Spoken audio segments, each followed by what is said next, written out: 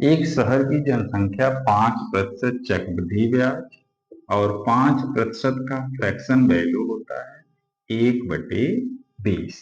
मतलब कि पहले जनसंख्या 20 है और 1 की वृद्धि होगा तो 21 हो जाएगा। फिर दूसरे साल भी 20 है तो 20 से कितना हो जाएगा, 21 हो जाएगा।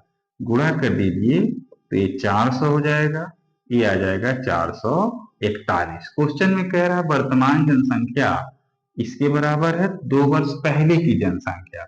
इसका मतलब है कि बाद वाली जनसंख्या आपको मालूम है, ये है 93,051। तो 1 यूनिट की वैल्यू कितना आ जाएगा, जब 441 से आप भाग देंगे तो 211 आ जाएगा। है कितना, तो 400, 2 वर्ष पहले की जनसंख्या 400 यूनिट है, 400 का गुणा कर दीजिए, 4 × 4 = 4, 4 × 4 = 4, 4×2 = 8, तो 84,400 इज द राइट आंसर। 84,400